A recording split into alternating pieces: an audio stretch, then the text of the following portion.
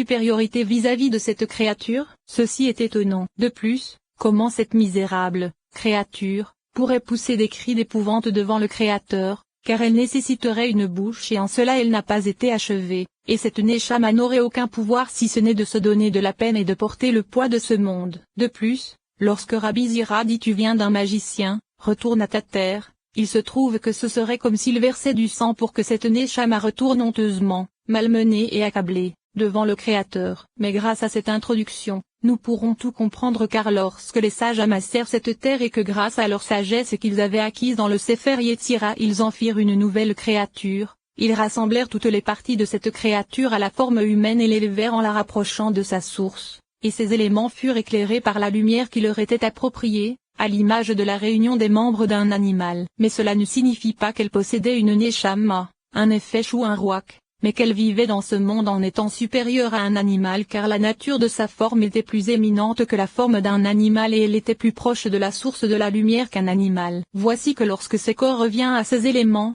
ceci est semblable à la mort d'un animal dont les membres se séparent et retournent précisément à la terre car il était poussière et revient à la poussière. C'est pourquoi ses yeux ne virent pas sa mort car il ne possédait pas de mort en naissance, même pas comme dans le cas d'un animal. Mais il retourna à la terre en un instant et les éléments se dispersèrent et se séparèrent, c'est ce qu'il est signifié par retourne à ta terre. C'est pourquoi il n'y a dans sa mort aucun péché, tout comme il n'y a aucun péché dans l'abattage d'un animal, comme cela a été expliqué. Et maintenant, puisque les éléments se rassemblent grâce à la pureté et à la sainteté, la lumière qui les éclaire est la sainteté et la pureté. C'est pourquoi la Torah nous interdit de manger même une petite partie d'un animal ou d'un oiseau autorisé vivant car une petite partie rassemble ces différentes parties grâce aux écorces, comme cela est connu, et ce qui l'éclaire c'est l'impureté des écorces. C'est pourquoi la Torah les a interdits. Et avec cela, nous comprendrons que toutes les choses de ce monde s'élèvent de degré en degré. L'eau descend sur la terre et nourrit la semence et engraisse la terre, et elle la fait croître car les éléments provenant des nuages vont dans les organes de cette semence.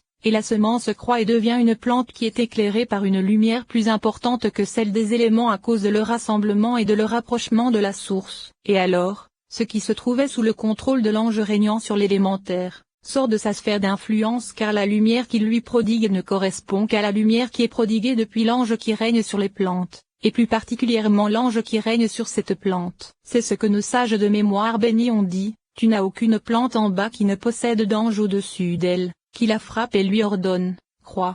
Et le sujet de l'action de frapper se réfère au choc de la lumière et au fait qu'elle éclaire cette plante grâce à l'ange qui est un canal pour la lumière cachée dans le secret d'Yetzira, le monde des anges. C'est pour cela que l'ange éclaire la plante grâce à l'étoile car il est connu que les étoiles se trouvant dans Assia sont des serviteurs de Yetzira. C'est pour cela que le Zohar associe parfois ce sujet aux anges et parfois aux étoiles. Mais il n'y a aucun doute sur le fait que tout cela ne forme qu'un seul sujet. Mais revenons à notre sujet, car les éléments simples s'élèvent à un certain degré et deviennent une partie d'un organe de la plante, et ils s'approchent un peu plus de la source. Et ensuite, un animal mange cette plante qui devient une partie de l'un de ses membres et prend sa forme, et elle se rapproche de sa source. Et c'est en fonction de sa proximité vis-à-vis de sa source que la lumière se rapproche et que son rayonnement augmente. Comme cela est connu, et ce qui se trouvait sous le règne de l'ange qui gouverne sur les plantes sort de son influence et passe sous le règne de l'ange qui gouverne sur les animaux, et en particulier, celui qui gouverne, sur cette espèce,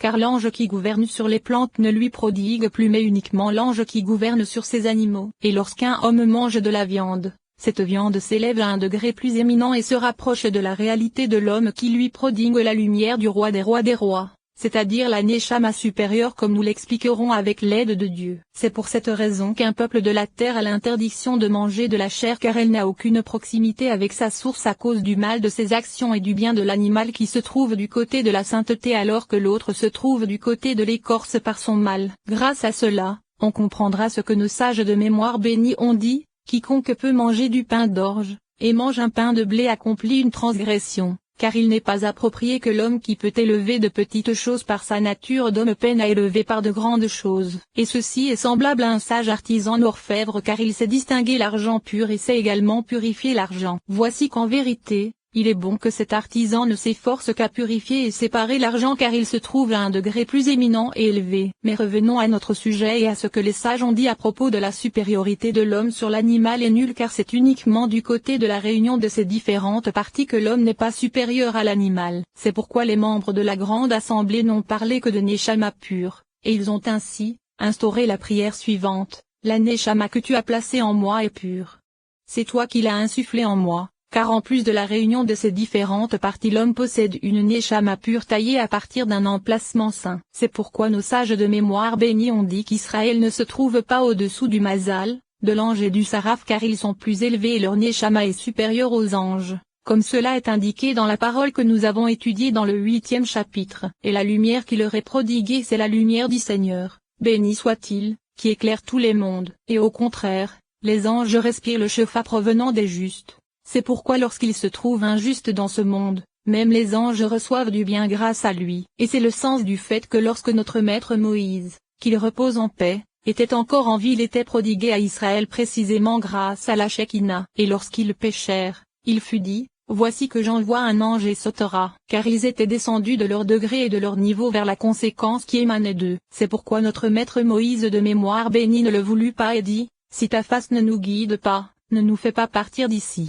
Et outre tout cela, même dans ces éléments il existe une préparation, comme nos sages de mémoire bénis l'ont dit, Adam ne fut pas créé à partir de l'emplacement de son expiation qui est la terre de l'autel car c'est là que se trouve le centre du monde et la puissance de la lumière du roi des rois, béni soit-il, comme cela est connu. Et ces paroles de sages sont comme des clous plantés, c'est-à-dire comme un clou dont seule la tête est visible, et c'est grâce à cela que l'homme peut pénétrer la profondeur de son enchâssement, de sa finesse et de son mystère. Ainsi, les paroles de nos sages de mémoire bénis possèdent une face et une profondeur, et leur profondeur est sans fin. Voici que grâce à ce chapitre, il a été expliqué que les anges sont purs et limpides par le secret de la réunion de leurs différents membres et de leur proximité vis-à-vis des éléments supérieurs. Et c'est assurément par cet aspect que l'homme en est éloigné car le degré de la réunion des différents membres de l'homme n'est pas semblable à celui de la réunion des différents membres de l'ange. Et l'ange n'est dans son intériorité qu'une lumière, tout comme les autres générations de la lumière qu'il prodigue. Mais il n'en est pas ainsi de l'homme, car en lui se trouve une Neshama pure et limpide, à tel point que lorsque la Neshama l'emporte sur les portions de sa matière, la lumière suprême qui éclaire sa Neshama les éclaire, et c'est la lumière qui est prodiguée à l'ange car sa Neshama provient de l'Atsilut, de Beria, de Yetzira et d'Assia, et il ne nécessite aucun degré intermédiaire pour la recevoir car le shofar est reçu à partir de l'emplacement de la source de sa Neshama. Comme nous en avons développé le sujet dans la section sur la Neshama, et nous avons ajouté dans ce chapitre une explication au sujet des anges afin qu'il soit correctement expliqué. Chapitre 11. L'objectif de ce chapitre est d'expliquer le sujet des anges, et en particulier ce que nous avons mentionné dans les premiers, second, troisième, quatrième, cinquième et sixième chapitres à propos des juges qui jugent les fils de l'homme, à propos des témoins qui les défendent, et à propos de tous les sujets qui sont légèrement étrangers à l'entendement. C'est pourquoi nous dirons qu'il a déjà été expliqué dans la section sur l'ordre de l'Atsilut que toute l'essence de l'Atsilut n'est là que pour revêtir l'essence de la divinité. Et il a été expliqué dans la section sur l'essence et les réceptacles que le changement ne s'applique pas à elle car elle est simple et ne change jamais, à Dieu ne plaise, mais que tout se fait par l'intermédiaire des séphirotes. Et nous avons dit que c'est à cause de la proximité des séphirotes vis-à-vis de la source qu'il n'est pas approprié d'associer le sujet du changement aux séphirotes, mais que l'Atsilut se revêt de Beria, et il en de l'Atsilut vis-à-vis de Beria comme de l'émanateur vis-à-vis de l'Atsilut. Et puisque les changements sont infiniment nombreux, Beria est proche des émanations mais ne reçoit pas de changement. En vérité, elle se revêt de Yetzira, et la relation reliant Beria à Yetzira est semblable à celle reliant l'Atsilut à Beria. Et Yetzira se revêt d'Assia, et c'est à cause de la destruction et de la souillure de la Neshama, afin de la purifier et de la blanchir, et de purifier les fils de l'homme pour leur destruction, de leur péché et de leur rapprochement de l'idolâtrie, qu'Assia est nécessaire car elle est appelée fouet. C'est pourquoi les sujets de Yetzira sont, par leur changement, proches des actions des fils de l'homme, l'un pèse et l'autre compte, l'un est témoin et l'autre est avocat. L'un prononce des décrets et l'autre juge les vols, l'un juge les destructions et l'autre juge la fortune, l'un juge les êtres proches des changements et l'autre juge les actions qui règnent pour châtier, déraciner, faire mourir, interdire et détruire. C'est selon ce que les juges montrent comme exemple que l'on accomplit les décrets des juges. Et maintenant, lorsque le juste s'élève parmi les degrés, son effet lui prodigue la lumière de sa Neshama l'Atsilut ou de Beria car elles sont attachées ensemble puisque le vêtement des 10 séphirotes de l'Atsilut c'est Beria comme nous l'avons expliqué dans la section sur l'Atsilut, Beria, Yetzira et Asya. Il se trouve que le juste sort de la responsabilité de ses juges, et ils ne peuvent plus le juger que ce soit un peu ou beaucoup, car au contraire la source de son chefa se trouve au-dessus d'eux et tous se nourrissent de lui. Il prodigue à ceux qui gardent la Torah, et annule les actes de quiconque quand il le veut, tout comme dans Soleil, arrête-toi à Givon apostrophe. Ainsi, quiconque a commandé à l'huile de brûler commandera au vinaigre de brûler. Et il existe ainsi de nombreuses abolitions naturelles dans Yetzira et Asya, et peut-être un peu dans l'Atsilut car il est dit, que tes prêtres se revêtent de justice, et que tes justes chantent apostrophe. Tout cela se réfère à la puissance de la providence au-dessus du juste, à tel point qu'elle change et annule totalement les forces de Yetzira. Et il n'est pas jugé car son jugement est prodigué depuis le haut. C'est ce que nos maîtres de mémoire bénis ont dit, silence. C'est ainsi que cela s'est élevé dans la pensée apostrophe, afin d'indiquer que l'on est jugé à l'emplacement du silence c'est-à-dire à l'emplacement de la hauteur. En vérité, lorsque l'on pêche et que la Neshama s'échappe de l'Atsilut et de Beria et qu'elle reste dans Yetzira, on est alors jugé par les êtres de Yetzira. Je lui dissimulerai ma face et il deviendra une proie et sautera, car il restera sous l'autorité d'Yetzira et Asya, et sera jugé selon ses actes et ses épreuves. Et cela se réfère aux peseurs et aux compteurs, ainsi qu'aux avocats qui s'approchent des changements car nous avons expliqué comment toute la réalité du monde, de son extrémité supérieure à son extrémité inférieure, est semblable à un rayon de soleil qui traverse une fenêtre possédant 4 degrés d'opacité, un premier clair, un second également clair mais moins que le premier, un troisième opaque, et un quatrième très opaque. Voici que la lumière de ce rayon traverse l'épaisseur du verre, et ces 4 degrés d'opacité donnent 4 niveaux de lumière, correspondant à l'Atsilut, Beria, Yetzira et Asya, et la lumière qui est prodiguée c'est la lumière de l'Ensoft le roi des rois, l'essence de la racine qui se propage et éclaire tout jusqu'au dernier point. Voici que la lumière ne change que vis-à-vis de ceux qui la reçoivent, et ceux qui ont confiance en la gloire de leur Créateur savent qu'il n'est pas bon que cette lumière traverse l'épaisseur opaque correspondant à Asya. C'est le sens de la permission de dormir à la belle étoile en terre d'Israël comme cela est expliqué dans la section sur les permutations. Et ceci est semblable à l'air pur, le souffle du nord qui guérit quiconque à travers un tas de fumier fétide, car cela est assurément nuisible. Et qui cause cela? Ceux qui font passer la lumière à travers ce tas de fumier. Et cette odeur n'est pas vraiment acquise par ce souffle car quiconque l'a respiré avant qu'il ne passe à travers le fumier lui trouvera une odeur parfumée. Et il en est précisément de même pour la lumière vis-à-vis de quiconque l'obscurcit en la faisant passer par un verre opaque, et pour quiconque regarde cette lumière avant qu'elle ne le traverse. Elle apparaît comme une douce lumière, et la gloire de cette lumière est infiniment grande. Et elle l'est encore un peu pour quiconque regarde cette lumière avant qu'elle ne passe à travers du troisième verre opaque, car il peut supporter son intensité, c'est-à-dire qu'il lui est impossible de la regarder avant qu'elle ne passe le second verre opaque car elle est une lumière tellement claire qu'elle obscurcit l'œil qui la regarde. Et grâce à cela, on comprendra le sujet des anges car ils possèdent un peu de la révélation de la gloire du roi du monde grâce à la lumière qui se revêt d'eux. Ceci constitue leur supériorité,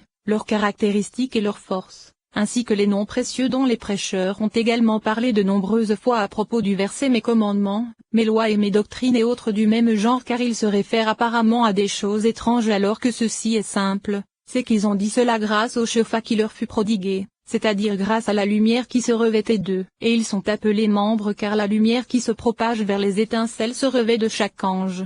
Et il se trouve que cet ange devient l'un des membres de la Merkaba car elle correspond à la lumière qui s'en revêt. Ceci ressemble à une grande lampe qui serait allumée dans une pièce possédant de petites fenêtres et des lucarnes, et dont la lumière passerait à travers les fenêtres et se revêtirait de ces canaux pour éclairer l'extérieur. Et il n'y a aucun doute sur le fait que tous les rayons ne forment qu'un seul sujet. Et si l'on distingue une multitude de rayons, il se trouve que l'on a de nombreuses lucarnes. Et c'est selon leur dimension qu'elles éclairent plus ou moins puisque toutes sont unies à la source. Mais cette augmentation n'est pas vraiment acquise par la lumière car si l'on additionne les lucarnes, on additionne la lumière. C'est le sens de l'union en ce qui concerne les palais, par le secret de l'union se faisant par le secret la prière afin que les étincelles qui se revêtent d'eux et qui sont la lumière suprême s'unissent. Mais ceci ne se rapporte pas au palais, c'est-à-dire aux anges eux-mêmes, car cela se rapporte à la lumière qui se revêt d'eux. Et c'est la force de la multiplicité de la lumière, car les lucarnes s'unissent les unes aux autres grâce à elles, et c'est la force de la grandeur du formateur,